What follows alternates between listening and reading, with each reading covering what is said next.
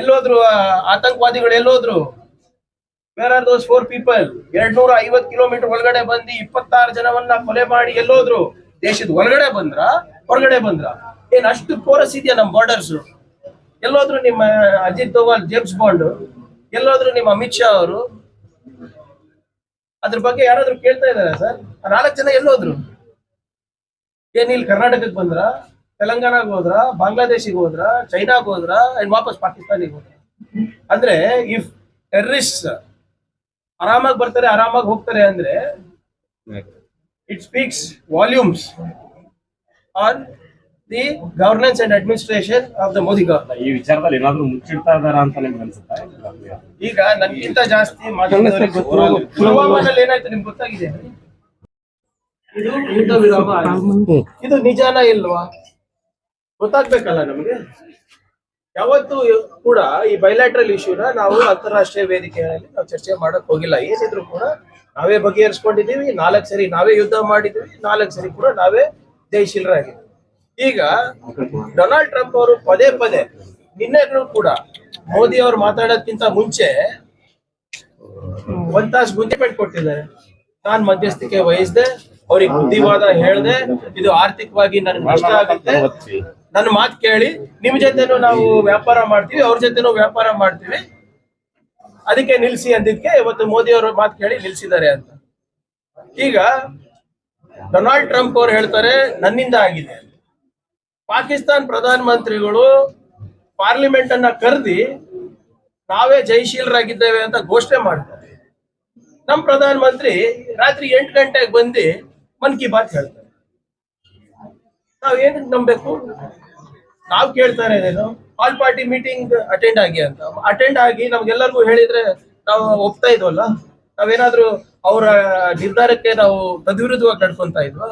ಬಹಳ ಸ್ಪಷ್ಟವಾಗಿ ಹೇಳಿದೀವಿ, ರಾಷ್ಟ್ರದ ಹಿತಾಸಕ್ತಿಗೋಸ್ಕರ ನಾವು ಸಂಪೂರ್ಣವಾಗಿ ನಿಮ್ಮನ್ನ ಬೆಂಬಲಿಸ್ತಾ ಇದ್ದೇವೆ, ನಿಮ್ಮನ್ನ ನಾವು ನಂಬಿದ್ದೇವೆ. ನಮ್ಮನ್ನ ಯಾಕೆ ನಂಬ್ತಾ ಇಲ್ಲ ನೀವು? ಪಾರ್ಲಿಮೆಂಟ್ ಕರೀರಿ. ಪಾಕಿಸ್ತಾನದವ್ರು ಕರೆದ್ಬಿಟ್ಟು ಜಯಬೇರಿ ಆಗಿದೆ ಅಂತ ಹೇಳ್ಕೊಂತ ಇದಾರೆ. ನೀವು ಅದಕ್ಕೆ ಕೌಂಟರ್ ಮಾಡಬಾರ್ದ? ಏನಾಗ್ತಾ ಇದೆ ಅಂತ ಬೇರೆ ನಿಮ್ಮ ಆಪೋಸಿಷನ್ ಪಾರ್ಟೀಸಿಗೆ ತಿಳಿಸಬಾರ್ದ? ಜನರಿಗೆ ತಿಳಿಸಬಾರ್ದ? ಈ ಯುದ್ಧ ವಿರಾಮದ ಏನು ನಿಯಮಾವಳಿಗಳು ಏನಿದೆ, ಯಾಕೆ ನಿಲ್ಸಿದ್ದಾರೆ? ನಮ್ಗೆ ಅಡ್ವಾಂಟೇಜ್ ಇತ್ತಲ್ವಾ? ನಿಮ್ಮ ಬಾಡಿಗೆ ಭಾಷಣಕಾರರು ಕರಾಚಿ ಆಕ್ಯುಪೈ ಮಾಡಿದ್ದಾರೆ, ಇಸ್ಲಾಮಾಬಾದ್ ಆಕ್ಯುಪೈ ಮಾಡಿದ್ದಾರೆ, ಕರಾಚಿ ಪೋರ್ಟ್ ನ ಧ್ವಂಸ ಮಾಡಿದ್ದಾರೆ, ಇನ್ನೇನ್ ಪ್ರಧಾನ ಮಂತ್ರಿ ಅವರ ಮನೆ ಬಾಗ್ಲಿಗೆ ಹೋಗಿ ಮುಟ್ಟಿದ್ದಾರೆ ಅಂತ ಎಲ್ಲ ಹೇಳ್ಕೊಂಡಿದ್ರಲ್ರಿ. ಅದೇನದು ಕರೆಕ್ಟ್ ಆಗಿ ಹೇಳ್ಬೇಕಲ್ಲ. ಸತ್ಯಾಂಶ ಏನಿದೆ? ನೀವ್ ಹೇಳೋದು ಕರೆಕ್ಟಾ? ಟ್ರಂಪ್ ಹೇಳೋದು ಕರೆಕ್ಟಾ? ನಿಮ್ಮ ಪಾಕಿಸ್ತಾನ ಪ್ರಧಾನ ಮಂತ್ರಿ ಹೇಳೋದು ಕರೆಕ್ಟಾ? ನಿಮ್ ಬಾಡಿಗೆ ಭಾಷಣಕಾರರು ಹೇಳೋದು ಕರೆಕ್ಟಾ? ಸೋಷಿಯಲ್ ಮೀಡಿಯಾದಲ್ಲಿ ಯುದ್ಧ ನಡೆಸಿದೀರಾ ನೀವು? ನಮ್ದು ಡಿಮಾಂಡ್ ಬಹಳ ಸಿಂಪಲ್ ಇದೆ, ನಾವು ನಿಮ್ ಜೊತೆ ಇದ್ದೀವಿ. ನೀವು ನಮ್ಮ ದೇಶದ ಹಿತಾಸಕ್ತಿ ಕಾಯ್ಲಿಕ್ಕೆ ಏನ್ ನಿರ್ಣಯ ತಗೋತೀರಾ, ಅದು ಏನು ಕದನ ವಿರಾಮನೇ ಇರಬಹುದು, ನಿಮ್ ಜೊತೆ ಇದ್ದೀವಿ. ಆದ್ರೆ ಏನ್ ಆಗ್ತಾ ಇದೆ, ಹೇಗಾಗ್ತಾ ಇದೆ ಸ್ವಲ್ಪ ದಯವಿಟ್ಟು ಜನರಿಗೆ ತಿಳಿಸಿ. ಜನರಿಗೆ ದಾರಿ ತಪ್ಪಿಸೋದಲ್ಲ. ಒಂದು ಪ್ರೆಸ್ ಮೀಟ್ ಎದುರಿಸಿ ಸಾಕು. 11 ವರ್ಷದಲ್ಲಿ ಒಬ್ಬ ಪ್ರಧಾನ ಮಂತ್ರಿ ಆಗಿ ಒಂದು ಪ್ರೆಸ್ ಮೀಟ್ ಮಾಡೋದು ಸಾಮರ್ಥ್ಯ ಇಲ್ಲ. छप्पन इंच का सीना, लाल आंख, लव लेटर को लिखना, पाकिस्तान को बंद करना, ಎಲ್ಲ ಬರೇ ಕೆಂಪಕೋಟೆ ಮೇಲೆ ಭಾಷಣದಲ್ಲಿ, ಮನ್ ಕಿ ಬಾತ್ ನಲ್ಲಿ, ನಿಮ್ಮ ಮಾಧ್ಯಮದಲ್ಲಿ.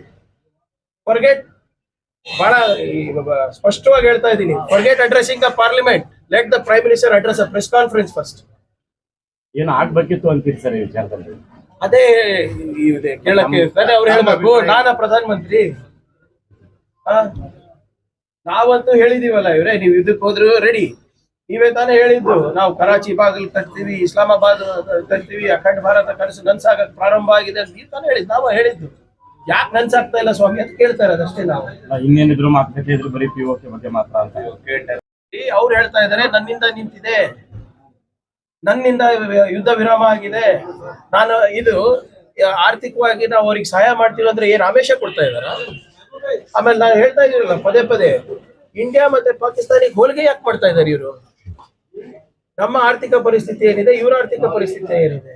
ಇವ್ರ ವಿದೇಶಾಂಗ ನೀತಿನೇ ಸಂಪೂರ್ಣವಾಗಿ ವಿಫಲ ಆಗಿದೆ. ಅವ್ರಿಗೆ $2 ಬಿಲಿಯನ್ IMF ಲೋನ್ ಸಿಕ್ಕಿದೆ ಅಲ್ಲ, ಹೆಂಗ್ ಸಿಕ್ತು? ಮತ್ತೆ ಈಗೂ ಕೂಡ ಟ್ರಂಪ್ ಅವರು ನೀವು ಲೋನ್ ಬೇಕಾದ್ರೆ ನೀವು ಇದು ಮಾಡ್ಕೊಳ್ರಿ ಒಪ್ಪಂದ ಮಾಡ್ಕೊಂಡು ಒತ್ತಾಯ ಮಾಡ್ತಾ ಇದ್ದಾರೆ. ಈಗ ಇವ್ರು ಯಾಕೆ ಅದನ್ನ ಒಪ್ಕೋಬೇಕಾಗಿತ್ತು?